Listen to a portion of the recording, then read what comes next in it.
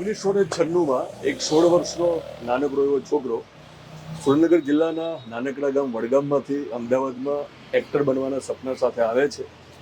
અમદાવાદમાં જ્યારે એક ઓડિશન આપવા માટે આવે છે ત્યારે દૂરદર્શનનો એક જાણીતો ખૂબ શો હતો જેનું ઓડિશન જયશંકર સુંદરી હોલમાં હતું.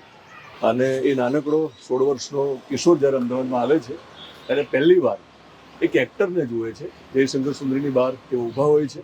એ એક્ટરને એને બહુ શરૂઆતથી દૂરદર્શનની બધી જ ટીવી શ્રેણીમાં જોયેલા અને એ એક્ટરને જોઈને એમને પણ ક્યારેક લાગેલું કે પોતે પણ એક્ટર બને. એ છોકરો ત્યાં ઓડિશન આપે છે. એ પછી ધીમે ધીમેની પ્રોસેસ શરૂ થાય છે. ફાઇનલી 1996માં જ અમદાવાદમાં શિફ્ટ થાય છે. એ જ દરમિયાન દિશા વાંકાણી સાથે એક ભરત ઠક્કર નામના જે એક્ટર છે એકવાર ફ્લોર ઉપર એ છોકરાને લઈને જાય છે. ઉમેશ કાચાની સિરિયલ હોય છે, દિશા વાંકાણી એમાં એક્ટિંગ કરતા હતા. તો ફ્લોર ઉપર દિશા વાંકાણી સાથે એમનો પરિચય થાય છે. દિશા વાંકાણીએ કહ્યું કે તમે એક્ટિંગ કરો છો? તો એ છોકરાએ હા પાડી. તો હું એક્ટિંગ કરવાનો પ્રયત્ન કરું છું, મારે એક્ટર બનવું છે. તો દિશા વાંકાણીએ કહ્યું કે તમે મારા ઘરે આવો, કારણ કે મારા પિતા એક નાટકને રીલોન્ચ કરી રહ્યા છે, રીઓપન કરી રહ્યા છે. તો તમને જો એક્ટિંગ કરવાનો મોકો મળે તો તમે તમારી શરૂઆત કરી શકો છો. દિશા વાંકાણી એ છોકરાને એડ્રેસ આપે છે. તો ઝાંસીની રાણીનું જે સ્ટેચ્યુ છે શિવરંજનીની બાજુમાં, ત્યાંથી પાછળ જે એક સોસાયટી છે એ સોસાયટીનું એડ્રેસ હતું. એ છોકરો બીજા કે ત્રીજા દિવસે એ સોસાયટીમાં પહોંચે છે. સાંજનો સમય હતો, ઘર નંબર શોધવામાં મુશ્કેલી હતી. ત્યારે ફરી એકવાર એ એક્ટર ત્યાં ઊભા હતા જે જયશંકર સુંદરી હોલમાં બહાર ઊભા હતા. એ એક્ટરને છોકરો પૂછે છે કે દિશા વાંકાણીનું ઘર કયું? તો એક્ટરે કહ્યું કે છોકરા પેલું ઘર છે દિશા વાંકાણીનું છે. એ છોકરો દિશા વાંકાણીને મળે છે. એ જ દિવસે દિશા વાંકાણીને મુંબઈથી પહેલી ફિલ્મ મળેલી અને ફોન આવેલો. તાત્કાલિક એમને મુંબઈ પહોંચવાનું હતું કે દિશા વાંકાણી એક્ટિંગ કરી રહ્યા હતા. એટલે જે છોકરો હતો એને દિશા વાંકાણીએ કહ્યું કે આવી ગયા છો, બેસો હવે. મારા પપ્પા અહીંયા છે, મારો કોઈ મયુર અહીંયા છે, મારી બેન પણ અહીંયા છે, મમ્મી પણ અહીંયા છે. તમે ચા પીને જજો, મિટિંગ કરો. એ પછી દિશા વાંકાણી મુંબઈ જાય છે અને છોકરો અમદાવાદ જ રહી જાય છે. એક્ટર તો બનતો નથી ત્યારે. પણ એ જ સમયગાળા દરમિયાન એ છોકરો જોધપુરની એક હોસ્ટેલમાં રહીને અમદાવાદમાં દૂરદર્શનમાં કામગીરી જ્યારે શરૂ થાય ત્યારે આ જ રસ્તેથી પસાર થાય છે.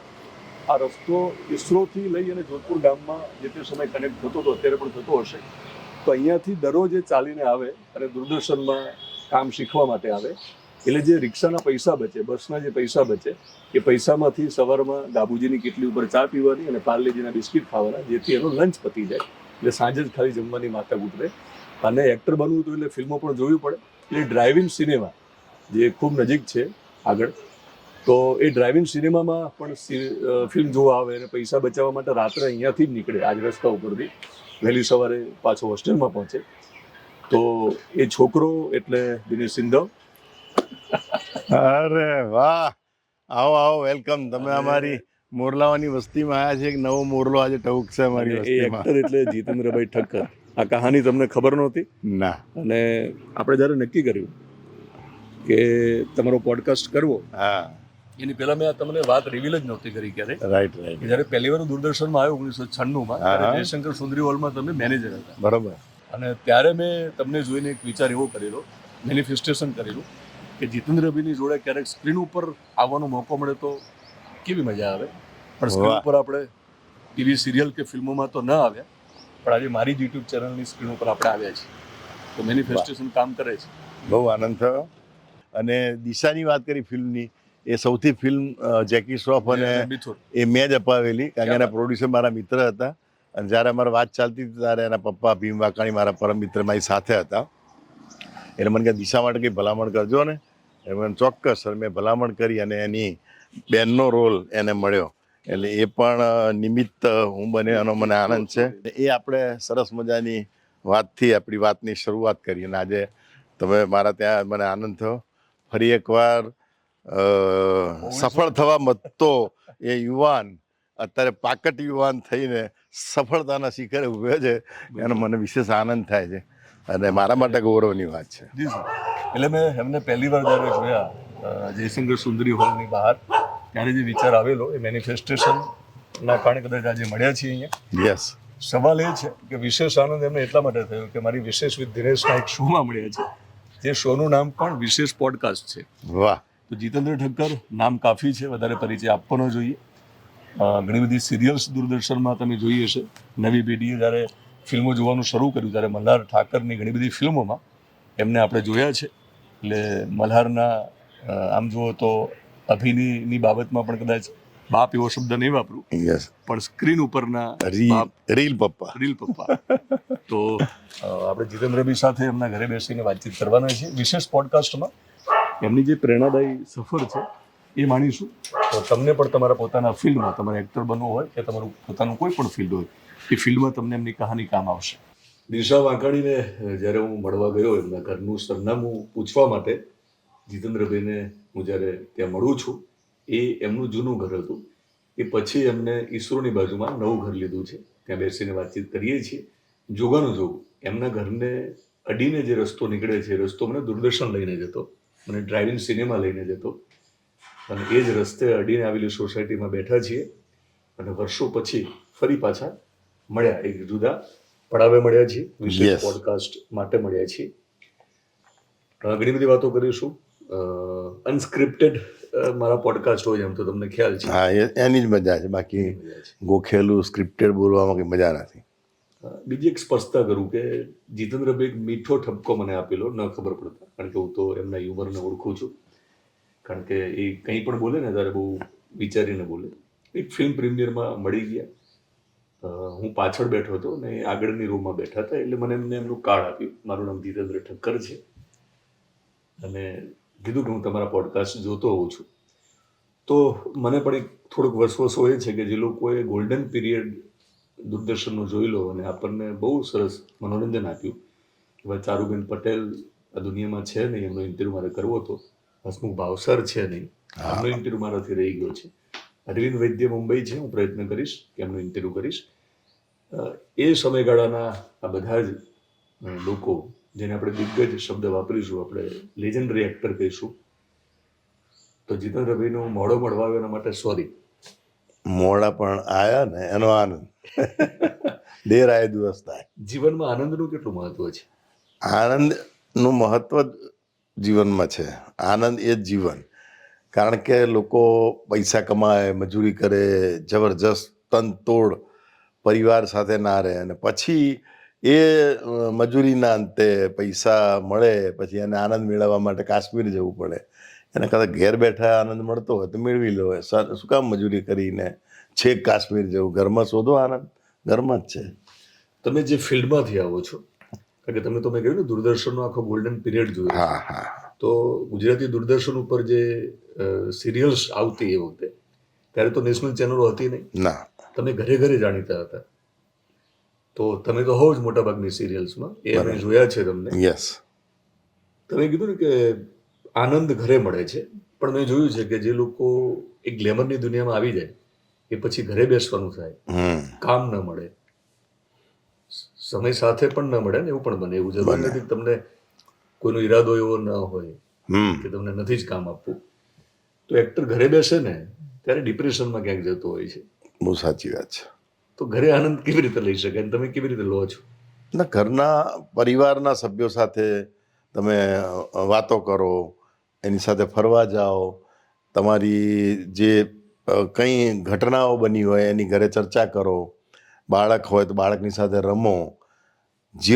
એવો પીરિયડ મારી જિંદગીમાં કદાચ સૌથી પહેલી વાર કોરોના કાળ દરમિયાન આવ્યો, બરાબર. અને એ વખતે અમે 2 જ જણા હતા ઘરમાં, સંતાનો પોતાના ઠેકાણે, મારો દીકરો એના વ્યવસાયમાં, દીકરી પરદેશ.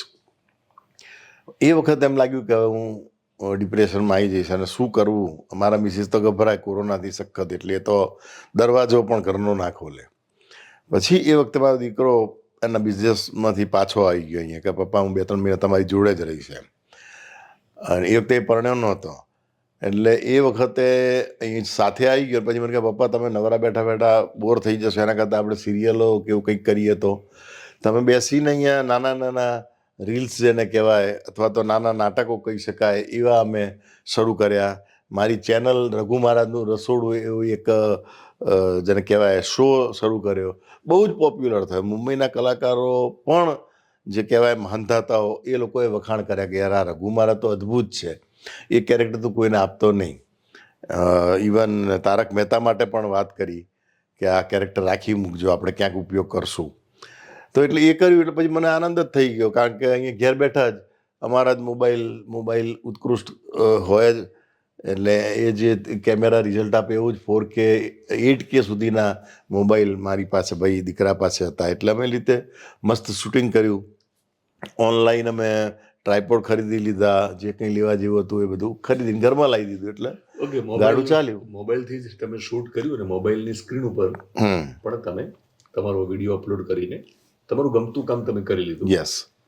પણ મોબાઈલ તો શું, પેજરનો પણ એક કાળ હતો, કદાચ ઘણી બધાને ખબર નથી. હા, એક દૂરદર્શનનો જે સુવર્ણ કાળ હતો એમાં પાછા ફરવું છે, આપણે મૃત્યુ કરવું છે.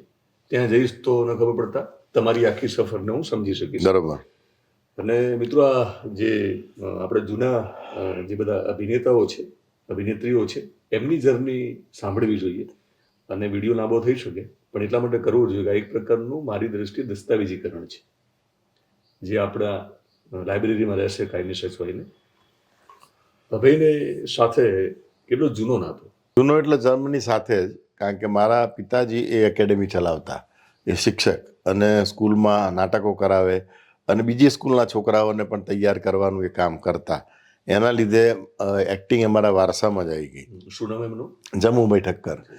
સ્વસ્તિકમાં પછી અહીંયા અમદાવાદમાં જોડાયા. આપણા સારા સંગીતકાર જે સુગમ સંગીતના, એ પણ મારા પપ્પા. અવિનાશ વ્યાસ? ના, બે ભાઈઓ, શ્યામલ સૌમિલ, એ બંને મારા પપ્પાના વિદ્યાર્થીઓ. એમ કહે છે કે સારું અમે સાહિત્ય શીખ્યા હોય તો જમુભાઈ ઠક્કરના કારણે. એટલે અમે ચોથા ધોરણથી જ મને નાટક કરવાની તક મળી સ્કૂલમાં જ. અને પછી હિન્દી શિક્ષણના પાઠ આવતા આકાશવાણીમાં, એમાં પપ્પા શિક્ષક હોય અને હું મારો ભાઈ વિજય બંને વિદ્યાર્થીઓ હોય. એ રીતે પણ ઘણા બધા કાર્યક્રમો આકાશવાણીમાં પણ કર્યા. પછી કમર્શિયલ નાટકો કરવાની વાત આવી ત્યારે અમદાવાદમાં 1974માં પહેલું નાટક કર્યું. 76માં એઝ અ પ્રોડ્યુસર આપણું કંઈક કરો ને નાટક કર્યું, ને એ સુપર ડુપર હિટ થયું નાટક. પહેલું જ નાટક મારું સરસ ગયું અને ગામમાં લોકો ઓળખતા થયા. દિનેશ કાકા, દિનેશ શુક્લ મને ઓળખવા માંડ્યા, વિનોદ જાની, અરવિંદ વૈદ, બધા વડીલ મિત્રો મારા થઈ ગયા. હસમુખ ભાવસાર, હર્ષદ શુક્લ, અન્નપૂર્ણા શુક્લ, દીપ્તિ જોશી બ્રહ્મભટ્ટ, એ બધા મારા કલાકારો. અમે લોકો સાથે મિત્રો ઘણા નાટકો કર્યા. એટલે એ બધી યાદો અને એ બધા નાટકો હજી પણ એમ કે ના, એ જમાનો જે હતો એ મજાનો હતો. પ્રેમ. કોમર્શિયલ નાટક કયું હતું તમારું? કોમર્શિયલ પહેલું નાટક આપણું કંઈક કરો ને, અને પછી તારક મહેતાનું લખેલું એક મૂરખ ને એવી ટેવ, એ ખૂબ ચાલ્યું. હા, એ તમારું પહેલું કોમર્શિયલ નાટક. તમે બહુ ટૂંકમાં તમારી જર્ની કહી દીધી. હા. પણ એક સમય એવો હશે કે થોડા ભૂતકાળમાં જઈએ ત્યાંથી તમે પણ ઘણા લોકોને કીધું છે કે આપણું કંઈક કરો ને યાર. હા, 100%. મારે એક્ટિંગ કરવી છે. એ કયો દોર ને એ અપ્રોચ કેવી રીતે એ વખતે થતો, પ્રોડ્યુસર્સ હોય કે આ ફિલ્મના લોકોને, અને એ સંઘર્ષ કેવો હતો કામ મેળવવા માટેનો? અમદાવાદમાં કોલેજમાં આવ્યો ત્યારે મારી સાથે મહેશ વૈદ જે છે, હેમંત શાહ, એ લોકો કમર્શિયલ નાટકો પ્રચાર શો બહુ કરતા. એમના દ્વારા પ્રલય રાવલની મુલાકાત થઈ, ભરતસિંહ ઝાલાની મુલાકાત થઈ. એ બધા રીતે પ્રચાર નાટકો બહુ કરે.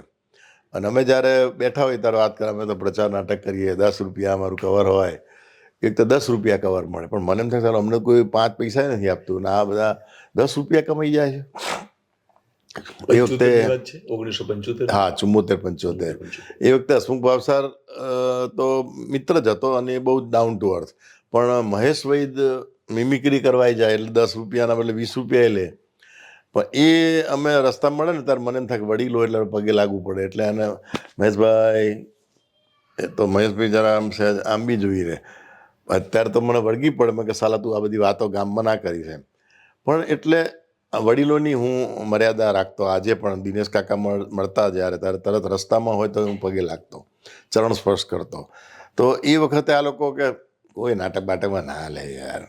ઘણા બધાને હું મળતો હતો કે છોડને ભાઈ, કોઈએ આપણને તક આપી નહીં. મળ્યો હોય છે એ વખતે બધાને, પણ એમને કંઈ લાગ્યું કે આ શું નવું છોકરું આવી. પણ 1976માં મને એમ થયું કે કોઈ આપણને ચાન્સ આપતું નથી, આપણે જ નાટક કરીએ. અને પહેલું નાટક મારા પપ્પાનું લખેલું જ કર્યું, પાગલની પરણેતર. 74-75માં જ કર્યું હશે. અને એ વખતે મારી નજર સમક્ષ મહેશ વૈદો એટલે એને કીધું, ચાલ ભાઈ તું હીરો, કે આ નીરુબેનને લે, પ્રીત પી પાને તમે નીરુ ચાવડા, એમને હિરોઈન બનાવી દીધા. પી તુષાર એક તો બધા નાટકોમાં નવા નવા મ્યુઝિક આપે છે, ચલો ભાઈ આવી જાઓ તમે મ્યુઝિક કરો. એક હીરોનો રોલ મેં કર્યો. એ કોલેજમાં છોકરી બીજી ભણતી ત્યારે કીધું તું આવી જા, એમ કરીને ટીમ ઊભી કરી. HK હોલ બુક કરાવીને પહેલો શો HK હોલમાં કર્યો. એ વખતે ખબર નહીં કે અમે પોલીસ લાયસન્સ લેવું પડે કે ગાંધીનગરનું સેન્સરનું પ્રમાણપત્ર લેવું પડે, એમને બધું કરી નાખ્યું. પછી કોઈએ પૂછ્યું કે લાયસન્સ બાયસન્સ, ના ભાઈ આપણને ખબર નથી. કંઈ નહીં, શો થઈ ગયો, કોઈને કહેતો નહીં, આમાં તો લેવાનું હોય છે. હા, અને પછી એ જ ખાતાનો હું અધિકારી બન્યો, મારી સહીથી પ્રમાણપત્ર આજે પણ આપવામાં આવે છે. પણ એટલે કહેવાનો એટલે કંઈ ભાન જ નહોતું ને નાટક કરી નાખ્યું. પછી થયું કે ના, હવે તો બધું વ્યવસ્થિત કામ કરવું જ પડે. અને એ નાટક 1-2 શો થઈને પછી બંધ થઈ ગયું, કારણ કે હવે આપણામાં કોઈ આવડત જ નથી. નાટક કરવા ખાતર કર્યું, નાટક સરસ થયેલું, પણ કમર્શિયલ વેલ્યુ નાટકની હતી નહીં. તમે એક્ટિંગ કરી હશે? હા, એક્ટિંગ કરીને મારા માટે જ એક્ટિંગ કરવા માટે જ હું પ્રોડ્યુસર થયો. અને પપ્પાએ પૈસા રોક્યા અને એના પૈસા ગયા. હવે છે ને એક આડ વાત વચ્ચે કરી લઉં, પછી તમારી જર્નીમાં જઈએ. પણ આમાં એક સવાલ કરી લઉં, પછી પાછો સવાલ. પાગલપન હોય તો જ તમે પરણી શકો ક્ષેત્રને. અભિનયની દુનિયામાં તમારે પરણવું હોય તો પાગલપન જોઈએ, થવું પડે. એ પાગલપન હતું તમારામાં, એટલે ધીમે ધીમે પછી તમે આગળ વધ્યા હશો. પણ તમે કીધું ને કે તમને જ લોન્ચ કરવા માટે તમારા ફાધરની સ્ક્રિપ્ટ ઉપર તમે, તમારા ફાધર પ્રોડ્યુસર બને છે. ગુજરાતી ફિલ્મોમાં પણ મેં જોયું છે કે ઘણા પૈસાદાર લોકોને પોતાને ક્યાં સ્ક્રીન ઉપર દેખાવું હોય છે, એમના દીકરાઓને દેખાડવા હોય છે, અને ગુજરાતી ફિલ્મો બને છે. અને ઘણી બધી ગુજરાતી ફિલ્મો બને એ પણ મને લાગે ચિંતાનો વિષય છે. બહુ છે તમારા આ ફિલ્મ હજુ પણ છે જ. ઘણા બધા લોકો એવા આવે છે કે ફિલ્મ બનાવી પોતે હીરો થઈ જવું, કાં તો પોતાની સ્ક્રિપ્ટ હોય, અને દરેકને પોતાની સ્ક્રિપ્ટ એટલી બધી અદ્ભુત લાગતી હોય છે. હમણાં જ એક ભાઈ આવેલા, મને કે સાહેબ તમને કહું એવી સ્ક્રિપ્ટ લખી છે ને, બૂચ વાગી જશે. મારા મનમાં તને જ બૂચ વાગી જશે દોસ્ત. અને આવી જિંદગીમાં કે કોઈ સ્ટોરી નહીં જોઈ હોય. સાલું જિંદગીમાં જોઈ ના એવી સ્ટોરી તો બને જ નહીં. તો આને તમે નોબલ પારિતોષિક મળવું પડે ભાઈ, કાં તો ઓસ્કારમાં જાય. પણ એટલી પછી વાહિયાત એની બધી વાતો શરૂ થઈ જાય કે આપણને એમ લાગે કે હવે આમાંથી જલ્દી છૂટીએ તો સારું. એવા અઠવાડિયે 15 દિવસે 1-2 જણા મળી જ જતા હોય છે કે અદ્ભુત સ્ટોરી છે. સ્ટોરી તો કોઈ બીજાને લખવા આપે એટલી તો તક આપ ના, પણ એના ઉપર જ આખું આધાર જ એ સ્ટોરી ઉપર જ છે. અને એની અંદર જે આ રોલ છે ને એ તમારે કરવાનો છે, પણ એની સામે જે પેલો જે છે ને નેગેટિવ, એ તો હું જ કરવાનો છું. તું જતો રહે ભાઈ કે યાર. એટલે આવી તો હું કેટલીય ફિલ્મો છોડું છું, નહીં તો કદાચ આવા 4-5 બંગલા હોત. પણ મને મજા પડે તો જ કામ કરું. કોઈ ગરીબ માણસ કરતું હોય અને એમ કે મફત આવજો તોય હું જઈ આવું. અને કોઈ અદ્ભુત ફિલ્મ એની છે અને મારે આખું જોરદાર કરવું છે ને, તો હું ના પાડી દઉં ભાઈ, મને જોરદારમાં નહીં ભાવે. તમારી વાત ઉપર ભલે હું હસતો હોઉં, ગંભીર બાબત છે. હા, બિલકુલ. એને લઈને એક સવાલ કરું છું, કારણ કે તમે સિનિયર છો. બિલકુલ.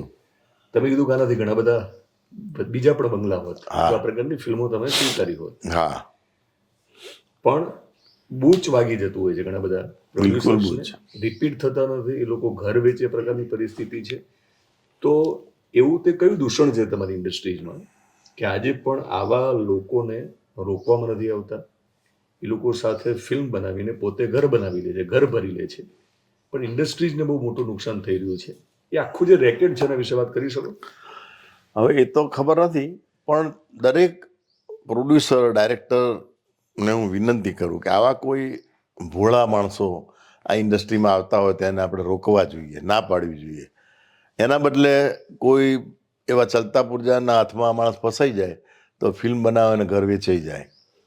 આવું મારી નજર સમક્ષ બનેલું છે. મારી સામે એક મિત્ર આવેલા, એ જમાનાની વાત કરું છું, જ્યારે અર્બન એવો શબ્દ નહોતો, ફિલ્મો જ હતી ગુજરાતી. અને એ ભાઈ 30 લાખ રૂપિયામાં પોતાની જમીન વેચીને આવેલા. એણે બતાવી દીધા ડાયરેક્ટરને, જો 30 લાખ રૂપિયા છે, જોઈ લો, આપણે ફિલ્મ બનાવવાની. ફિલ્મ બનાવી અને પોતે કે હીરો બનવું છે. હવે એ વખતે જો ડાયરેક્ટરે કે કોઈએ કીધું કે તમારે હીરો ના બનાય તો ફિલ્મ 100% ચાલી હોત, કારણ કે એમાં અરવિંદ ત્રિવેદી હતા, હું હતો, કદાચ હિતેન કુમાર પણ હતા એવું મને ખ્યાલ છે. પણ એ ફિલ્મ ચાલી જ નહીં, એક વીકે ના ચાલીને ઉતરી ગઈ. એ ભાઈ જે હતા એના 30 લાખ રૂપિયા ડૂબી ગયા અને એને નોકરી કરવાનો વારો આવ્યો. મને પણ દુઃખ થાય, મારે એની પાસે છેલ્લે થોડા પૈસા લેવાના બાકી હતા. મેં કીધું આ માણસ રોડ ઉપર આવી ગયો એની જોડેથી શું પૈસા લઈએ? એટલે લોકો પોતાની નૈતિક ફરજ સમજીને પણ જો ના પાડતા હોય કે આવી રીતે ભાઈ ફિલ્મ ના બનાવાય, આવા મારી પાસે અનેક માણસો આવે છે, હું તો ના જ પાડું છું ભાઈ તું જો તને આ વિષય આનો તને સમજણ ન હોય ઇન્ડસ્ટ્રીની તો આવીશ જ નહીં. કારણ કે નહીં તો હું પોતે ફિલ્મ ના બનાવ, હું તો પોતે એક્ટર છું, રાઇટર છું, ડિરેક્ટર છું, તો હું પોતે જ ફિલ્મ બનાવી દઉં, કમાઈ ના લઉં. હું ન ફિલ્મ બનાવું કારણ કે મારી પાસે માર્કેટિંગનો કોઈ અનુભવ જ નથી. અને ધારો કે એક ફિલ્મ બનાવીને મારા 10, 15, 20, 25 લાખ જતા રહ્યા તો બીજી ફિલ્મ બનાવવાની મારી તાકાત નથી. સિવાય કે મારી પાસે કરોડો રૂપિયા હોય ને એક પછી એક હું ફિલ્મ બનાવું તો 5માંથી 2 સફળ જાય તો મારું રિકવર થઈ જાય. પણ આવું સમજાવનારા લોકો બહુ ઓછા છે અને એવા માણસોની જરૂર ઇન્ડસ્ટ્રીને છે તો સારી ફિલ્મો બનશે. ધારી કે લાલો બની તો લાલો એ લોકો જોડે પૈસા હતા જ નહીં કારણ કે બધાને હું સારી રીતે ઓળખું છું. રીવાના પપ્પા જે છે મારા મિત્ર છે, એણે બધી મને વાત કરેલી એટલે બાકી મને તો ખબર ના હોય. અને લાલોના જે કલાકારો છે નાના હતા ત્યારથી મને જોતા આવ્યા અને મને બિચારા બહુ પ્રેમ કરે છે. પણ એ લોકોએ સ્ટ્રગલ કરીને એક સરસ ફિલ્મ બનાવી. એમને કોઈને છેતરવાની ભાવના નથી, એમની એટલી જ ભાવના હતી કે એક સરસ કામ કરવું છે. અને બધાએ પોતાની પાસે હતું એ થોડું થોડું રોકીને અથવા તો પૈસા ના લીધા હોય એવું બને કલાકાર કોઈએ વોટ એવર, પણ એક સરસ વસ્તુ બનાવી અને નીતિ સારી હતી એટલે ફિલ્મ ચાલી. હવે ચાલી એટલે મારી જોડે એક જણો પાસે બીજો આવ્યો મને કે બોસ આપણે એક ફિલ્મ બનાવી છે. મેં કેવી ફિલ્મ બનાવી? મેં કે બસ લાલો ટાઈપની બનાવી છે. મેં કીધું લાલો 100 વર્ષે એક વખત જન્મ લે, વારંવાર જન્મ ના લે અને લાલો જ ના કહેવાય.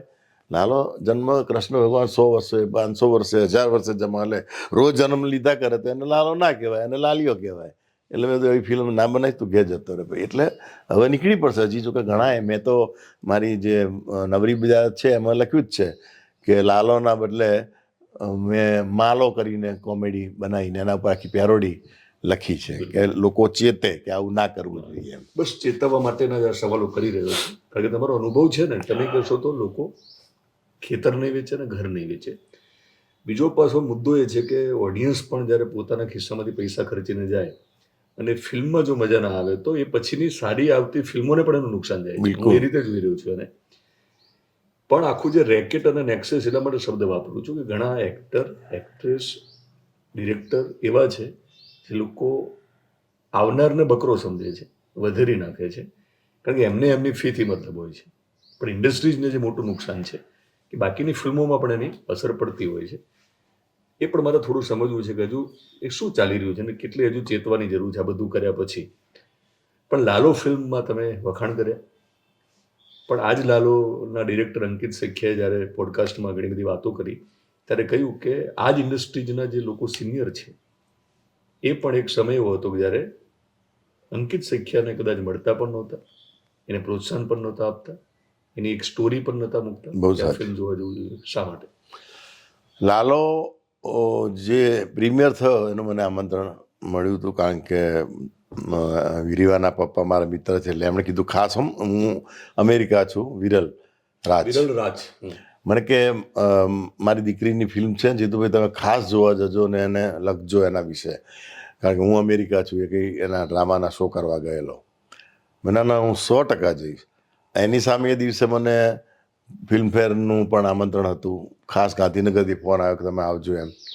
શાહરૂખ ખાન જેવા બધાને, અક્ષય કુમાર બધાની જોડે બેસવા મળવાની તક હતી પણ મેં ના પાડી. મેં ના ભાઈ મારા મિત્રની દીકરીની ફિલ્મ છે, મારે જવું જ પડે અને એના વિશે જે કંઈ હશે એ હું લખીશ. અને હું ત્યાં ગયો ત્યારે મેં રીવાને પણ કીધું બેટા શાહરૂખ ખાનને છોડીને આવ્યો છો તારી બેન કે આવું જ પડે ને અંકલ.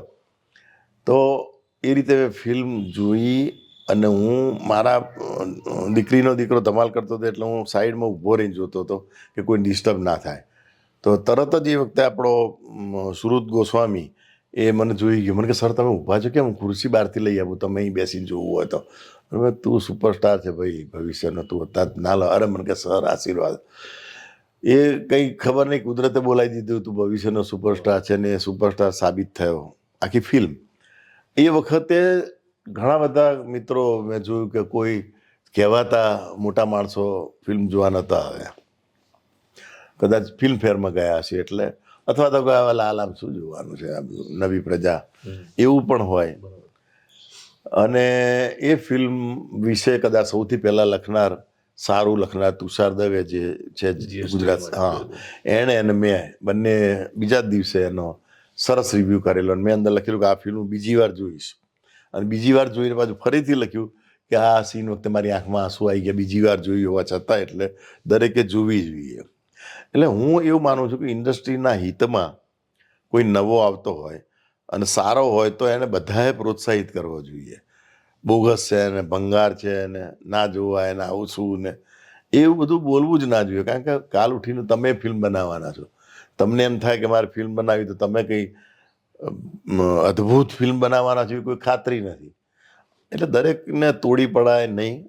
આ જીતેન મહેતા જ્યારે હતો, હિતેન કુમાર, ત્યારે આપણે ઘણા બધા લોકો એને પ્રોત્સાહિત કરેલા, એમાંનો એક હું હતો. આજે પણ મને એટલો જ પ્રેમ કરે છે હિતેન કુમાર. અને તમે જુઓ સાહેબ કે એણે ક્યારે એના કોઈ પણ ઇન્ટરવ્યૂ જોજો, એની નાની રીલ પણ જોજો, એણે કોઈનું ખરાબ નથી બોલ્યો એ માણસ.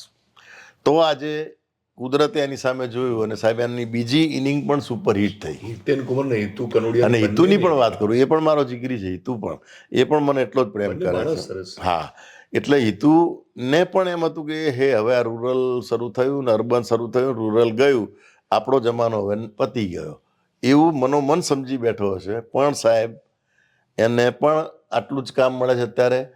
હિતેન કુમાર અને હિતુ બંને સાહેબ સાથે પેરેલલ દોડી રહ્યા છે. દ્રષ્ટિએ અત્યારે બંને સુપરસ્ટાર છે. 100%, 100%. એનાથી નાની ઉંમરના જે કંઈ સો કોલ્ડ સુપરસ્ટાર છે એને હું માનતો નથી, નામ લેવું નથી. પણ તમે જ્યારે ફિલ્મ પ્રીમિયરમાં ગયા પહેલી વાર, હા, લાલોમાં, તમે લખ્યું કે બીજી વાર જોવી જોઈએ. હા, પણ પહેલી વાર પણ જે લોકો જોવા નહોતા આવ્યા, એમાં ઘણા બધા ગુજરાતી ફિલ્મ ઇન્ડસ્ટ્રીના સુપરસ્ટાર્સ પણ નહોતા ત્યાં હાજર. ઘણા બધા નથી આવતા. એટલે અમુક પ્રીમિયરોમાં તો જોવું કે નવા કોઈ પ્રોડ્યુસરની ફિલ્મ હોય ને એમાં તો ભાગ્યે જ કોઈ આવે. હા, તમારે લગભગ કોઈ નહીં. સંદીપ આરતી હતા, એ લોકો લગભગ પ્રોત્સાહિત કરવા માટે આવે જ છે, સંદીપ અને આરતી બંને. અને સંદીપ ના હોય તો આરતી તો આવે છે. અને બીજા દિવસે કંઈ એક્ટર્સમાંથી કોઈ હતા એક્ટર, હા, હતા 2-4-5 મિત્રો હતા, જોયા હતા મેં. પણ અંકિતનું દર્દ છલકાયું, પણ નામી કહેવાય ને એવી ઓછી પ્રજા હતી. અને નહીં તો બીજા દિવસે સાહેબ પાના ભરાઈ જાય. જો આ ફિલ્મ 100 કરોડનો બિઝનેસ કરવા વાળી હોય તો 2-3 જણાએ જ કેમ લખ્યું એના માટે? બધાએ લખવું જોઈએ. પણ ગમે તે કારણસર નથી લખતા અથવા તો નથી બોલતા એ ખોટું કહેવાય. અને પછી જ્યારે 100 કરોડ કમાઈ ગઈ ત્યારે બધાએ કહેવા માંડ્યા બાપુ અદ્ભુત બનાવી છે, ગુજરાતીનું ગૌરવ છે ને આપણું આમ છે ને ત્યાં. પહેલાં ક્યાં જતા રહ્યા હતા ભાઈ? બોલો જ તમે. હું જ્યારે કંઈ નહોતો ત્યારે કોઈ મારી સામું નહોતું જોતું. પછી થોડું ચાલવા માંડ્યું તો હું તો મારી નાતની જ વાત કરું, ચલો ને ભાઈ, મારી નાતીની અંદર જ મારી ઉપેક્ષાઓ થતી હતી. હવે આ નાક કપાવા બેઠો છે. કારણ કે અમારા બધા બિઝનેસમેન, અમારા બધા શરાબના ધંધા, પેટ્રોલ પંપ અમારા સગાવાલાઓને, એટલે કે નાક કપાવા ભેગો થયો છે. પણ પછી જેવી સિરિયલો ચાલવા માંડી, જોયું કાં તો 10માંથી 9માં જીતેન્દ્ર ઠક્કર આવે છે, ત્યારે એ જ સમાજે ઠાકોરભાઈ હોલ, અરે એ વખતે ઠાકોરભાઈ નહોતો, ટાગોર હોલની અંદર બોલાવીને મને સમાજનું રત્ન જેમ કરીને એવોર્ડ આપે. ત્યારે હું સ્ટેજ ઉપર જ બોલ્યો હતો ભાઈ, પહેલાં તમે એમ કહેતા નાક કપાવવા માંડે, હવે રત્ન થઈ ગયો. પહેલાં તો કહેતા હે આને છોકરીની જોડે મોકલાય નહીં આપણી છોકરી. અને હવે તો એમ કે મારી બેબીને લઈ જાઓ સાહેબ, અડધી રાતે કહેશો ને તો આવી જશે, પણ એને કંઈ કામ અપાવો, અથવા એને બી ડાન્સ આવડે છે ને એને નાચે છે અને આપણા જોડે નચાવડાવે ઊભા રાખીને. હવે આપણે નથી ભાઈ તમારી દીકરીને મારે નાચતી જોવી. પણ એટલે કહેવાનો મતલબ શું છે, જ્યારે તમે સફળ થાઓ ત્યારે તમારા કોઈ અવગુણો નથી, તમે કંઈ જ નથી, તમે બધા સુપર છો, મસ્ત છો ને બધું છે. અંકિત સખ્યાની વાત ઉપરથી સરસ મને એવું લાગે છે કે આજે પણ તમારી ઇન્ડસ્ટ્રીઝમાં કેટલાક લોકો આવા નવા લોકોને નચાવે છે. હવે એ તો મને ખબર નથી. ના ના, હું બોલીશ જ. પણ એવું નચાવે છે એવું મેં નથી જોયું. પણ સપોર્ટ નથી કરતા. સપોર્ટ કરવો જોઈએ. એમને બી મને કોઈ માણસનું નાટક હોય એને બોલાવે, જો આવજો, અને હું ફ્રી હોઉં 100% જવું, એને મળવું અને બીજા દિવસે એના નાટકનું રિવ્યૂ લખવું જ. એક જણા તો દૂરદર્શનમાં પેલો શું કહેવાય એના ફેસબુકમાં કોઈએ મારા માટે લખ્યું મફતિયા નાટકો અને મફતિયા પિક્ચર જોવો તો તમે સારું જ લખો ને. એટલે મેં પછી નીચે લખ્યું હું સેન્સર બોર્ડનો ડાયરેક્ટર છું અને મારે મફત ના જોવું હોય તો એ લોકો ફરાણ જ દેખાડે છે. અને બીજી વાર ફિલ્મ જોવા જવું ત્યારે હું છાપામાં આમાં લખું છું ફોટો પાડી કે આ પૈસા ખર્ચીને ગયેલો છું, મફત જોવાના હક હોવા છતાંય. કારણ કે જ્યારે હું કંઈ નહોતો ત્યારે લોકો મને ઉતારી પાડતા ત્યારે મને કેટલું દુઃખ થતું હતું.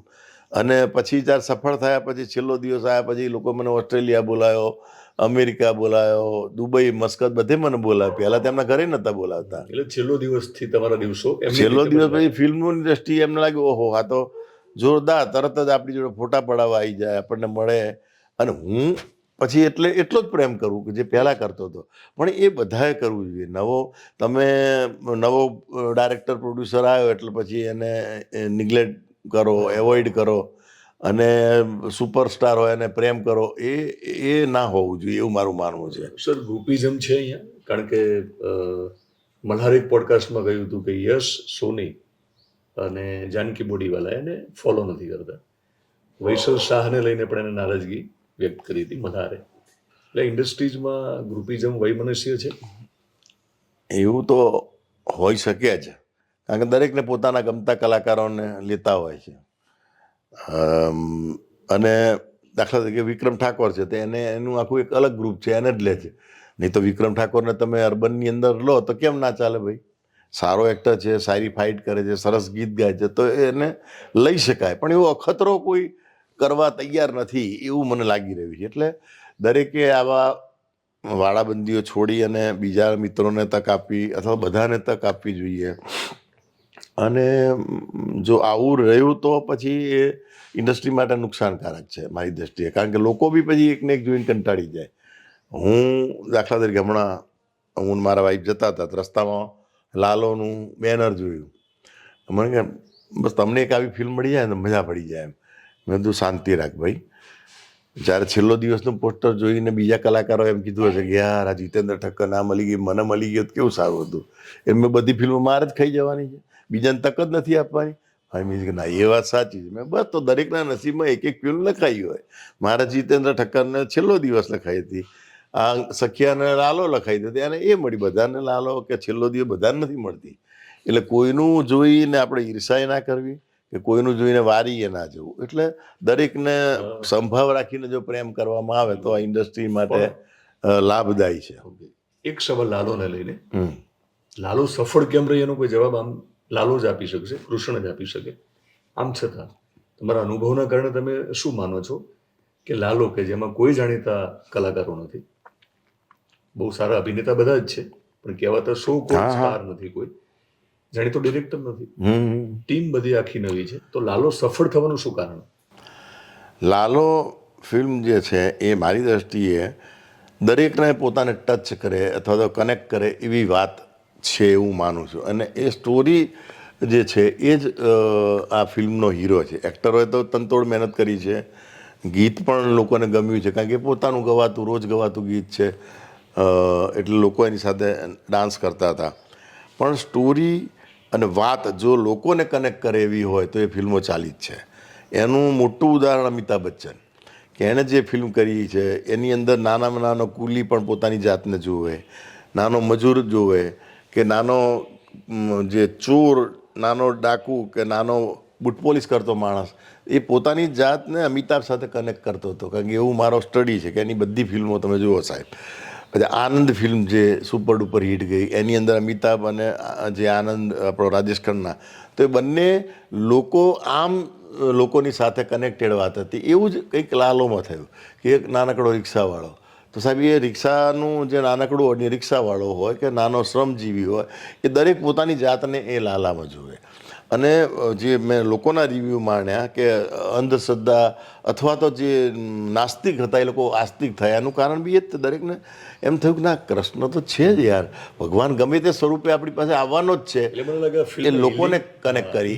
યસ, એટલે લોકોને પોતાની તરફ આકર્ષવાનું કામ મુખ્ય એની આ વાર્તા જ છે. એટલે મોટિવેશનલ સ્પીચ આપણે સાંભળતા મારી દ્રષ્ટિએ એક મોટિવેશનલ ફિલ્મ હતી. 100%. એ લોકોને મોટિવેટ કર્યા, કર્મ કરો ફળ મળશે. કર્મના ફળ તો મળતા હોય છે, સમય બધાનો એક ચાલતો નથી. આમ છતાં તમારો જે જમાનો હતો ત્યારે પણ તમે અદ્ભુત કામ કર્યું છે. છેલ્લો દિવસથી એક નવો જમાનો ગુજરાતી ફિલ્મ ઉદ્યોગમાં શરૂ થયો, એમાં પણ તમે ફિલ્મમાં દેખાણા, એટલે તમારો હજુ પણ જમાનો છે. તો તમારો જૂનો જમાનો અને આજનો જમાનો શું ફરક છે? તમારી જે મિત્રતા ભાઈચારો હતો અને આજના જે નવા કલાકારોની આખી દુનિયા છે, શું ફરક છે? અને બહુ ખુલ્લા મને ખુલ્લા દિલથી કહો. જૂના જમાનામાં અમે લોકો જ્યાં નાટકો કરતા, પછી ધીરે ધીરે સિરિયલો કરતા થયા બ્લેક એન્ડ વ્હાઇટ ઈસરોમાં, ત્યાં સુધી એવું હતું કે દાખલા કે હું ટિફિન ઘરેથી લઈને આજે પણ જઉં છું, તો એ વખતે ઘરથી લઈને જવું, દરેક જણા પોતાનું ટિફિન ખોલે, સાથે મળીને જમીએ. કોઈ મારા ઘેર આવે ને જમે તો મને ગમે, એના ઘેર જવું તો ગમે. એટલે પહેલાં અમે લોકો જે હતા એ બધાના એકબીજાના ઘેરથી પરિચિત હતા, પરિવારોથી પરિચિત હતા. આજની જનરેશનને કદાચ મેં કોઈનું ઘર નથી જોયું. મારા ઘરે બધા આવ્યા હશે, કારણ કે સેન્સરનું કામ હોય તો બી મારા ઘેર આવ્યા તો માર્ગદર્શન લેવા. પણ બાકી એકબીજાના ઘરે જવાની પ્રથા જે પહેલાં હતી એ હવે બિલકુલ નથી. સિવાય કે એ ગુજરી જાય તો એના બેસણામાં કદાચ 100% જાય. પણ હું એવું માનું છું કે બેસણામાં જાય એના કરતાં બેસવા એના ઘેર જાય તો એ માણસનું આયુષ્ય વધી જશે. મરી ગયા પછી તેનું કશું વધવાનું જ નથી. જે હતું એ ખલાસ થઈ ગયું. એટલે જે પ્રેમ પહેલાં હતો એ અત્યારે ઔપચારિક પ્રેમ છે. જે પ્રેમ સાચો હતો એ નથી. એટલે ફેક વર્લ્ડ છે આખું લગભગ. કારણ કે સેટ ઉપર પણ તમે જાઓ તો તમને ખાલી એક વખત હાય હેલો થઈ ગયું, પછી તમે કોણ ને હું કોણ એવું પણ થાય. પહેલાં તો દાખલા તરીકે કોઈ કલાકાર આવ્યો તો હું એમ પણ કહું કે દોસ્ત જરા આમ બોલ, મજા આવશે. બાકી આજની જનરેશનને કદાચ આવું કહું તો નાય ગમે. એટલે મને મારો દીકરો ટોકતો હતો, પપ્પા સેટ ઉપર જાઓ ને ત્યારે તમે તમારી રીતે બેસવું, કોઈને સલાહ આપવી નહીં. એને ના ગમે સલાહ આપવી. અને એ વાત મને સાચી લાગી, કારણ કે આજની પેઢીને કદાચ એમ લાગે કે હું સર્વા છું ને આ ક્યાં ભાઈ શીખવાડવા આજકાલની આવી ગઈ. તો એટલે પહેલાં એવું નહોતું. હવે જે સર્વાને તમે ખૂબ નાનપણથી જોયા છે, બરાબર ને? એ લોકો ચટણીમાં હતા ત્યારથી જોયા છે. એ લોકો પણ આવું જ વર્તન કરે છે? મારી સાથે તો ના જ કરે નેચરલી, કારણ કે આપણા દીકરા તરીકે રહેલા હોય એવા કલાકારો આજે કોઈ ડિરેક્ટર થઈ ગયા, કોઈ સુપરસ્ટાર થઈ ગયા છે. એટલે મારી સાથે તો પ્રેમભર્યું વર્તન જ હોય. પણ મને જે લોકો કહેતા હોય છે એના ઉપરથી કહું. મને દાખલા તરીકે કોઈ સરસ મજાનું એક કપલ હમણાં કોઈ ફિલ્મમાં મળી ગયું, કરોડપતિ હશે, એમની વાત ઉપરથી પાછળ જ બેઠેલા એમણે એકદમ મારે કીધું, સાહેબ તમારી જોડે સેલ્ફી લેવી છે, લઉં? મેં લેવાનો. પછી મને કહે, સાહેબ તમે આટલા વર્ષોથી એક્ટર છો તોય તમે આટલા બધા ડાઉન ટુ અર્થ છો, તમારી જોડે અમે આટલી પ્રેમથી વાત કરી, બીજા બધા એવું નથી કરતા. એમ કેમ? મેં હોય એ તો મને કેમ ખબર પડે? પણ હું એવું નમ્રપણે માનું છું કે દરેક કલાકારે નમ્ર રહેવું જોઈએ, કારણ કે આવનારા વર્ષો આપણે જોયા નથી. કોઈ સુપરસ્ટાર અથવા તો કોઈ ટોપનો જેને કહેવાય ને એ લઈને જન્મ્યા નથી. રાજેશ ખન્નાનો જ મારો અનુભવ થયેલો. ત્યારે મેં જે મનમાં વેદના અનુભવેલી એ વેદના મારા માટે બીજા કેમ નહીં અનુભવતા હોય જો હું તોછડું વર્તન કરું તો? શું કર્યું હતું રાજેશ ખન્નાએ? રાજેશ ખન્ના ટોપ ઉપર હતા ત્યારે મને રાજેશ ખન્નાનો વહેમ હતો ભયંકર. કોલેજમાં મને બધા રાજેશ ખન્ના જ કહેતા. અને રાજેશ ખન્નાની ફિલ્મ આવે એના કપડાં હોય બીજા દિવસે મેં સીવડાયેલા હોય. એટલે રાજેશ ખન્નાનો બાવરચીનો ફોટો, એક તો બ્લેક એન્ડ વ્હાઇટ ફોટા આવતા, અને મને કલર કરવાનો શોખ ફોટાને. એટલે કલરની બુક પીછી લાવીને આખો કલર કરી અને હું ગયેલો. અને એ વખતે તારકનાથ ગાંધીની સાથે મારા સંબંધ, જે રાજેશ ખન્નાના સેક્રેટરી હતા, પારિવારિક સંબંધો અમારા. તો હું ચિત્રલોક સિને સર્કલે આ શો રાખેલો શાહીબાગ સ્ટેડિયમમાં. તો મેં એવી વ્યવસ્થા કરી કે રાજેશ ખન્ના બેસે એની પાછળની સીટ જ મને મળે. તો એ રીતે હું પહોંચી ગયેલો અને રાજેશ ખન્ના પહેરે એવો સૂટ પહેરીને ગયેલો, એવા ચશ્મા અને એ જ સ્ટાઇલ અને એ જ વાળ કાન ઉપર. અને જ્યારે મેં એન્ટ્રી મારીને ત્યારે લોકોએ કે આવ્યો બધા રાજેશ ખન્ના. મેં ભાઈ હું છું તમે એમ કરીને હું બેસી ગયેલો. પછી રાજેશ ખન્ના અને ડિમ્પલ કાપડિયા આગળ બેઠા અને મેં સેટ ટચ કરીને કીધું, સર ઓટોગ્રાફ. ત્યારે રાજેશ ખન્નાએ મને કીધેલું કે નહીં, मैंने तय किया कि मैं कोई किसी को ऑटोग्राफ मेरी कंडीशन है એમ કરીને એવું કર્યું. ત્યારે મને એટલો આઘાત લાગ્યો, અરે યાર, જે માણસને હું દિલથી આટલો ચાહતો હતો, મારી જિંદગીનું સર્વસ્વ માનતો હતો, એણે મારું ઇન્સલ્ટ કરી નાખ્યું. એટલે ઊંડે મારી કંઈક ગમે તે હાય લાગી હોય, વોટ એવર. પણ બાવરચી ને બધી પછીની જે ફિલ્મો આવી એક પણ ચાલી નહીં. એટલે આવું ઘણા બધા સાથે થયું હોય અને ક્યાંક કોઈની તમને હાય લાગી જાય તો સાહેબ એ જ રાજેશ ખન્નાનો જમાનો અને કેવો પછી એની સભામાં કોઈ ના હોય એવું બને ત્યારે આપણને દુઃખ થાય કે ના, કલાકાર તો છેક સુધી અમર રહેવો જોઈએ, સ્ટાર રહેવો જોઈએ. સ્ટાર એ સ્ટાર જ. પણ એ સાથે સાથે બધાએ સમજવું જોઈએ કે તમે અમર પદ લઈને આવ્યા નથી. ગમે ત્યારે તમારે બધાની જેમ જવાનું જ છે. અને હું પોતે એવું માનું છું. એટલે હું ક્યારેય કોઈ અહમ કે કોઈ સ્ટારિઝમ કે કોઈ સ્ટાઇલ એ માનતો જ નથી. તમે કોઈ નીચે બેસી જાઓ તો નીચે જ બેસી જાઉં. અને એવું બધાએ કરવું જોઈએ એવું મારું માનવું. બાકી તો પ્રશાંત બારોટ મેં ઇન્ટરવ્યુ કરેલું, સિનિયર એક્ટર આપણા, મારો પરમ મિત્ર. એમની વેદના વ્યક્ત કરેલી કે દિનેશ નામ નહોતું આપ્યું અમને, અત્યારના જે જાણીતા બધા એક્ટર જે છે એક્ટર્સ, એમાંના એક એક્ટરે મારો એક સીન પૂરો થયો પછી મોનિટરમાં એ સીનને જોયો, ડિરેક્ટર સાથે કશુંક સૂચનાઓ આપી, એટલે કે મને એવું લાગ્યું કે અપમાન થઈ રહ્યું છે અમારા જેવા સિનિયર એક્ટરનું, બધા દ્વારા નહીં, કેટલાક એક્ટર્સ દ્વારા. પછી મારે બહુ કડક થઈને એને કહેવું પડ્યું. આવું શા માટે? એવું તો ઇન્ડસ્ટ્રીમાં ચાલતું જ આવ્યું છે. હું શરૂઆતમાં અંતિમ ઈચ્છા ફિલ્મમાં વિલન હતો અને મારી એઝ અ વિલન પહેલી જ ફિલ્મ. સાજન પિક્ચરના ડિરેક્ટર લોરેન્સ ડિસોઝાના ડીઓપી હતા. એનું પહેલું film as a DOP. Kiran Kumar, Vikram Gokhale બધા હીરો અને હું ને ફિરોઝ ઈરાની 2 વિલન. તો એ વખતે મારી સાથે પણ એવું જ થતું હતું. અને મારો રોલ એટલો જબરજસ્ત હતો. લોરેન્સ ડિસોઝા કે સર આપ સબકો ખા જાઓગે. લોરેન્સ ડિસોઝા જેવો મારે પછી બહુ સારી મિત્રતા હતી. સાજન પછી પણ અમે લોકો મળતા. તો મને સર આપ સબકો ખા જાઓગે. અરે મેં ના ભાઈ ના, આપણે કોઈ ખાવું નથી, રોલ આપણો વખણાય. તો પછી મેં જ્યારે ફિલ્મ જોઈ ત્યાં ઘણા બધા સીન મારા કટ થઈ ગયેલા. અને એ કોણે કટ કરાયા આપણે નામ નથી આપતા, પણ એ સમજી જવાય કે પણ છતાંય મારો રોલ રાખવો જ પડે, કારણ કે વિલન હતો હું. અને આજે પણ એ છાપાના કટિંગ મારી પાસે છે, એમાં લખેલું કે રંગભૂમિનો કલાકાર જીતેન્દ્ર ઠક્કર મેદાન મારી જાય છે. અને મારી એન્ટ્રી ઉપર પરચુરણ પડતી હતી. ત્યારે કિરણ કુમાર મને કે સાલા તેરે આદમી બેઠે ક્યાં, મારી જોડે પૈસા નથી, હું ઉછાળવાના પૈસા લાવું, યાર કેવી વાત કરો છો. એટલે મારી એન્ટ્રી ઉપર પૈસા એ વખતે એલએન ને લક્ષ્મી ટોકીઝમાં મેં નજરે જોયેલા છે. પણ એ ઘણા બધા સીન કપાઈ નાખેલા. એટલે આ જે છે રમતો તો વર્ષોથી ચાલી આવે, રાજ રમત પણ છે, એ ચાલી જ આવે છે. અને ચાલે પણ ખરી કે કોઈનો સરસ સીન હોય તો એડિટિંગમાં, કારણ કે જે મેઇન હીરો હોય તો થ્રુ આઉટ બેઠો જ હોય એડિટિંગમાં, અથવા તો ડાયરેક્ટર સાથે સારા સંબંધ હોય તો એમ કે આ કંઈક છે બાપુ, જરા કટ કરી નાખજો, લેન્થ વધી ના જાય. જેને મેન હીરો માનીએ છીએ ગુજરાતી ફિલ્મ ઉદ્યોગમાં, તો તમે છેલ્લી ઘણી બધી ફિલ્મો જુઓ, એમાં મોટાભાગના એ લોકોની ફિલ્મો જ નથી ચાલતી, બ્રેક ઇવને પહોંચતી નથી. અને સફળ ફિલ્મો ગણીએ આપણે લાલોથી લઈને, તો એમાં પાછા મેન હીરો હોતા નથી. તો આ કયું સ્ટાર, એટલે એ ગણિત સમજાતું નથી. એ જો સ્ટાર હોય તો એની બધી ફિલ્મો બધાની ચાલવી જોઈએ, એ ચાલતી નથી.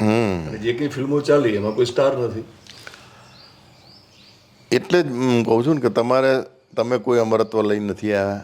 ના પણ એટલે એ જાતે સ્ટાર માની લે ત્યાં સુધી વાંધો નથી, પણ એવું નથી ને કે એ લોકોને સ્ટાર માની લેવામાં ઘણા બધા લોકોને અન્યાય થઈ રહ્યો છે.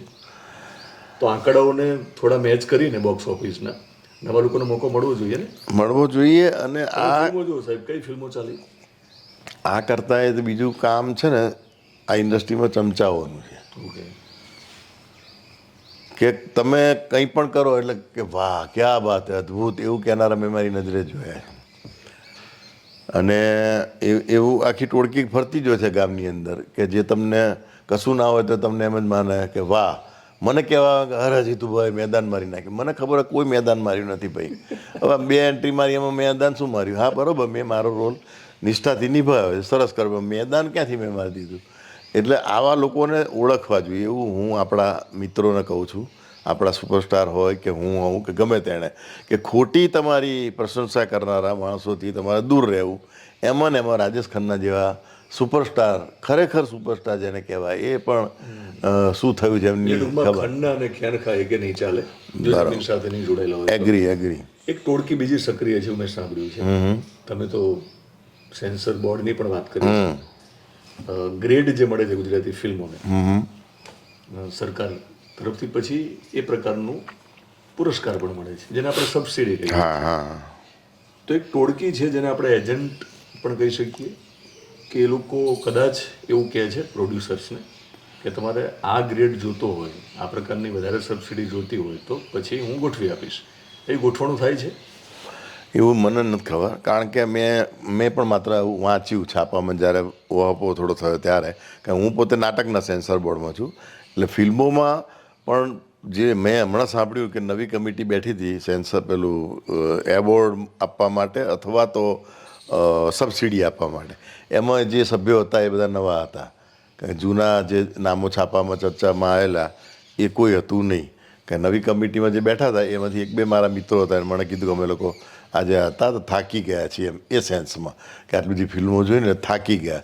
કોણ કોણ હતું? એટલે કે એટલે સરકાર સુધી વાત પહોંચી હોય અને કમિટી બદલાઈ હોય એવું પણ બને. અને દર વર્ષે આ સભ્યો બદલાતા જ રહે એ હિતમાં છે. કારણ કે કોઈ એમ માને કે હું જ આમાં છું બોસને બધું તમારું પતાવી દઈશ એવું કે તો એ બહુ જ ખોટી વાત છે. આપણે નામ નહીં લઈએ પણ ભૂતકાળ હોય કે વર્તમાન હોય, સમિતિ જે છે જે ફિલ્મોનું મૂલ્યાંકન કરે છે, જેને આપણે ગ્રેડ અને સબસિડી માટે કહીશું, એ અહિત થાય એ પ્રકારની પણ પ્રવૃત્તિ કરે છે એવું તમારા ધ્યાનમાં આવ્યું છે? નહીં, એવું તો નથી બન્યું.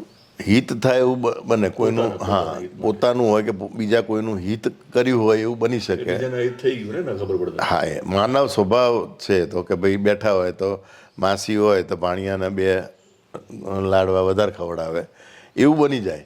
પણ જેને મળવાપાત્ર હોય એને ના આપ્યું હોય તે કરી જ ના શકે. સરકારમાં જ ના થાય એવું.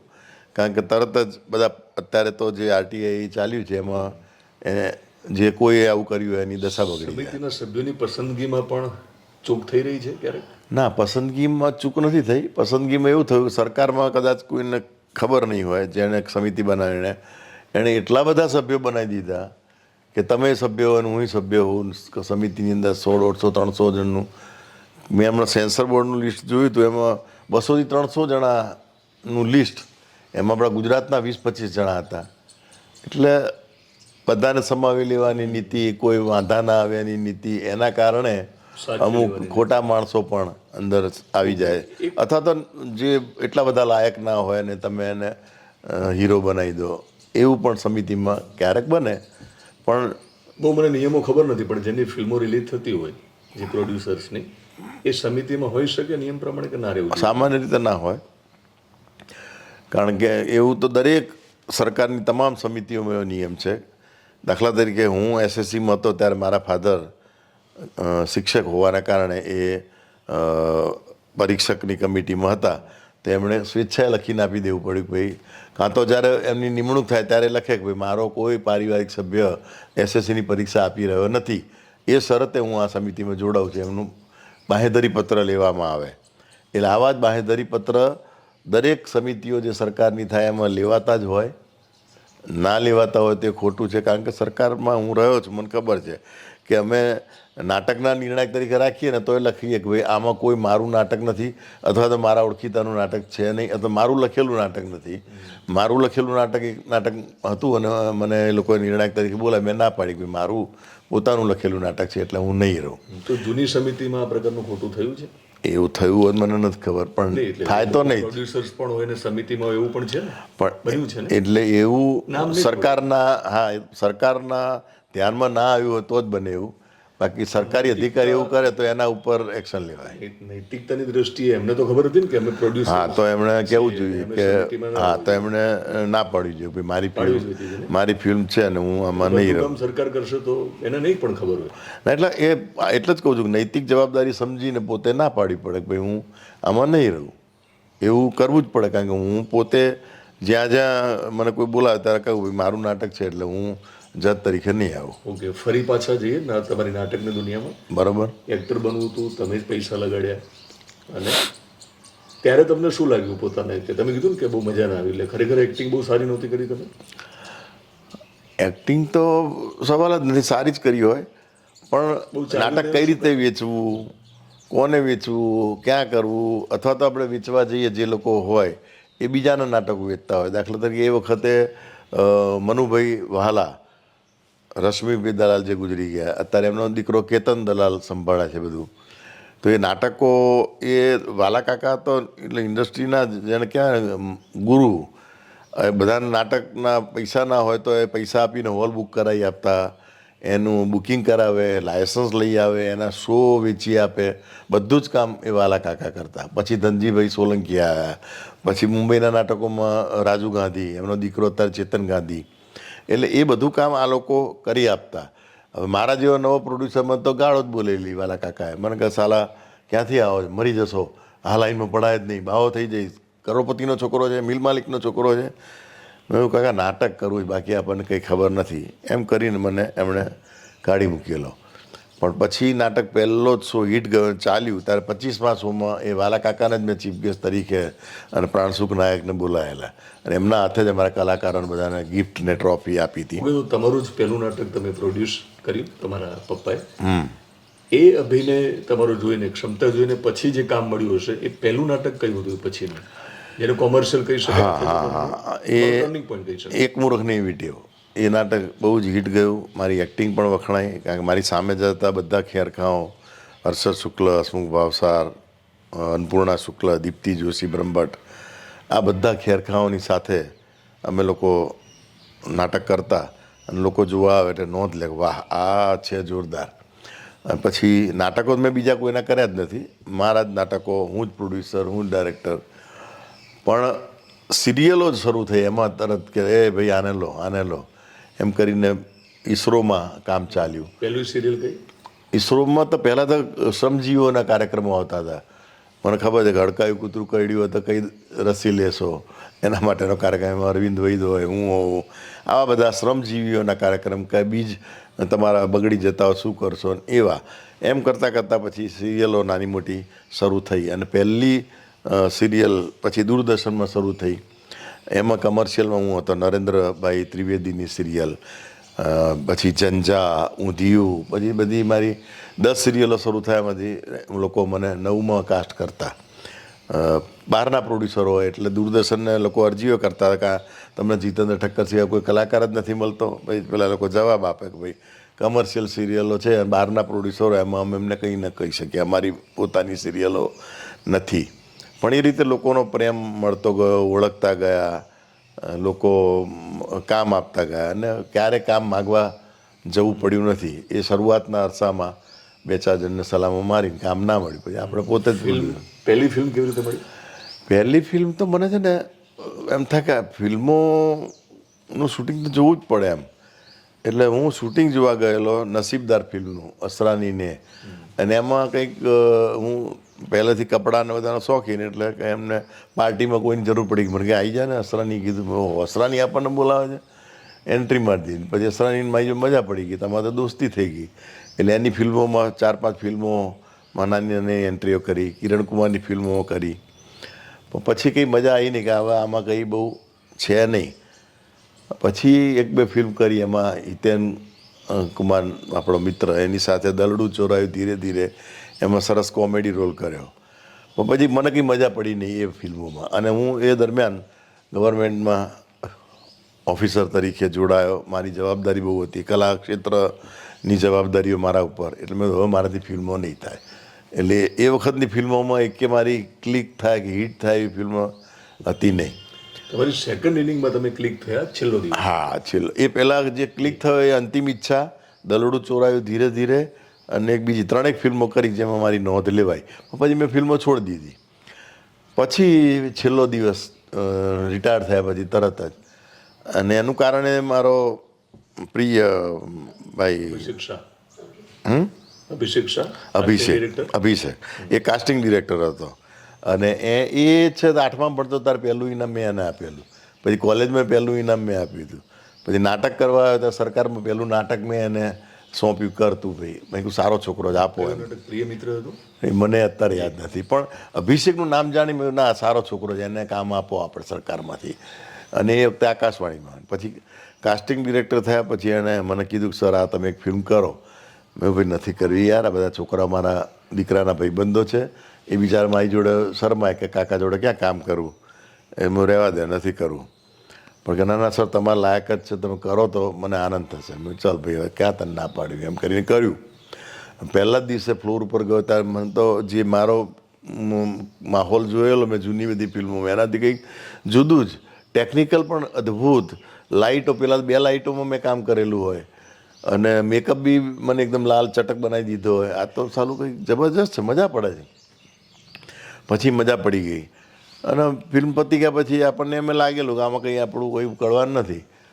પણ પહેલાં પ્રીમિયરથી લોકો, કારણ કે જે ટ્રેલર બનાવેલું ને એ લોકોએ એમાં મને બહુ હાઇલાઇટ કર્યો હતો, કારણ કે હું નોન ફેસ હું હતો, એટલે એ લોકોએ એ સીન સરસ હતા, એ લાફા મારવાના મારા સીન જ મૂકેલા, એટલે લોકો ઓડિયન્સમાં મારા આ ડાયલોગ બોલવા માંડે. મેં કીધું એવું હોવા તો કંઈક થઈ ગયું અદ્ભુત.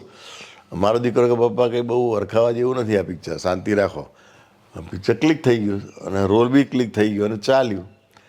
તે આજ સુધી પોલીસવાળો પકડે તો છેલ્લો દિવસવાળા ઓહો જવા દે છે, એટલે પકડાય આપણે ખોટા કામ નથી કરતા, પણ સાઈડમાં ક્યાંક ભૂલથી નીકળી ગયા હોય તો પોલીસવાળો છેલ્લા દિવસના કારણે છોડી દે છે.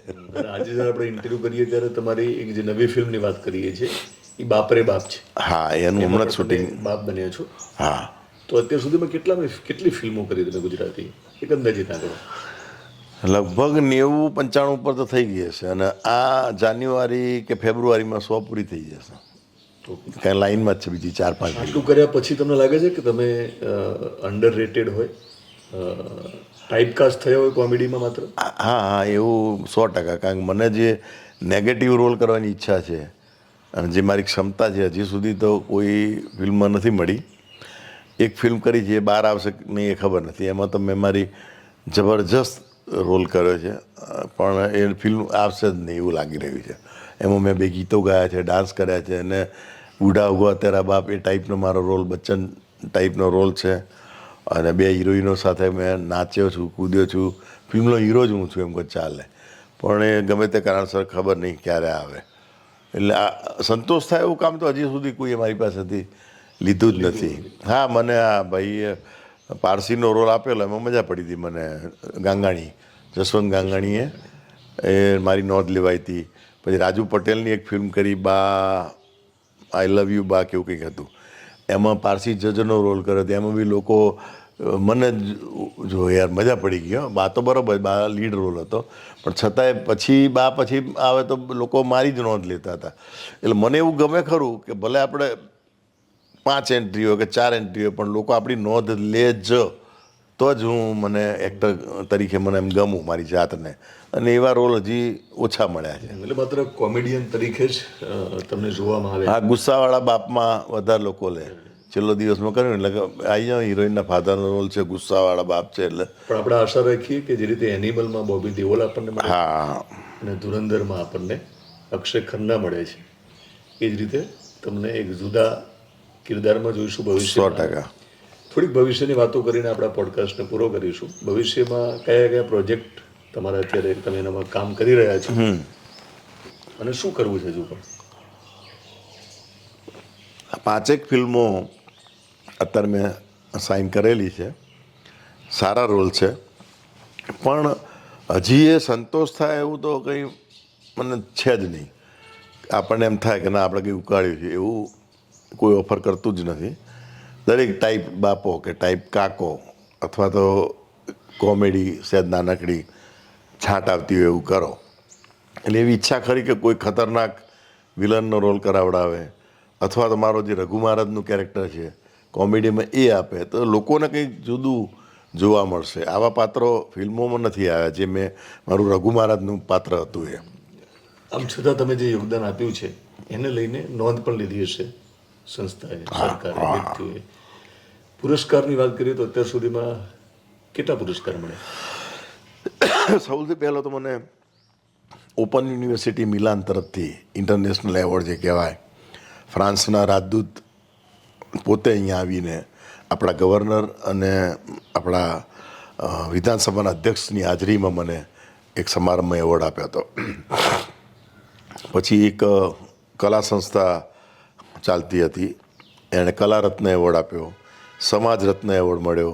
પછી ગુજરાત સરકારનો જે મોટામાં મોટો નાટ્ય ક્ષેત્રનો એવોર્ડ કહેવાય, ગૌરવ પુરસ્કાર, એ 2015માં મળ્યો. આમ તો વહેલો મળી જાય, કે મારા બધા જુનિયરોને મળી ગયા, પણ સરકારમાં હતો એટલે મને ન આપી શકે, એટલે નિવૃત્ત થયા પછીના વર્ષમાં મને આ મળ્યું. પછી વર્લ્ડ રેકોર્ડ ઇન્ડિયા મારે નવરી બજાર લેખક માટે મળ્યો.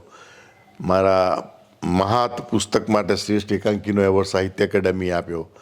હમણાં મારું નવરી બજાર ભાગ 3 રિલીઝ થયો, અને શ્રેષ્ઠ હાસ્ય લેખકનું ફર્સ્ટ પ્રાઇઝ ગુજરાત સરકાર સાહિત્ય એકેડમીએ આપ્યું.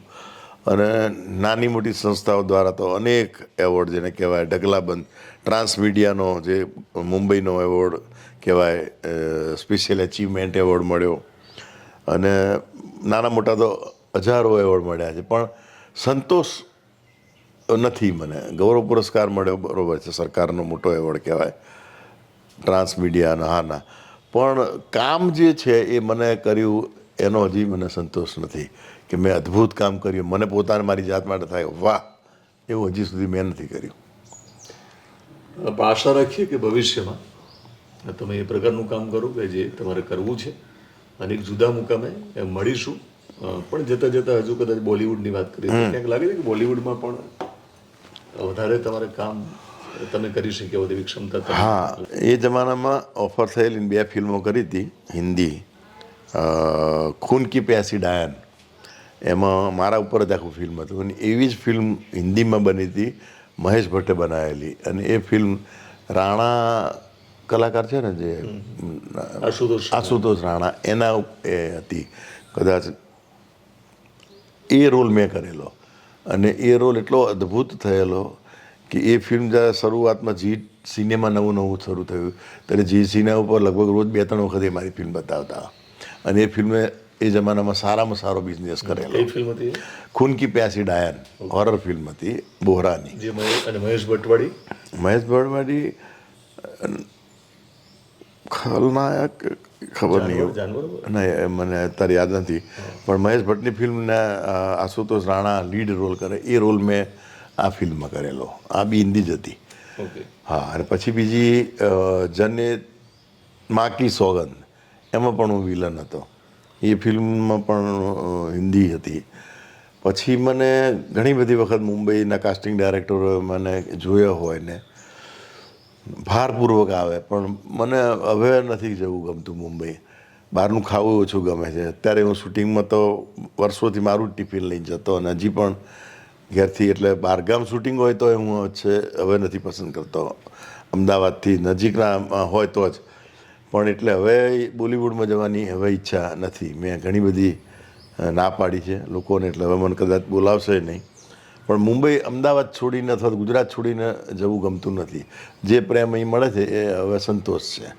એવા રોલ સારા મળે એની અપેક્ષા છે કે ભાઈ આટલા વર્ષો પછી હવે તમે એના એ ગુસ્સાવાળા બાપના રોલ ના આપો. ભવિષ્યમાં ખૂબ સારા રોલથી તમને સંતોષ થાય અને એક એવી ફિલ્મ આવે, ગુજરાતી ફિલ્મ, કે જેના કારણે ફરી તમે ચર્ચામાં આવો, એ જ અપેક્ષા સાથે છૂટો પડું છું. યસ, ત્યારે જુદી વાતો કરીશું. Thank you sir. Thank you. નમસ્કાર. Thank you sir. My dear, મજા પડી ગઈ.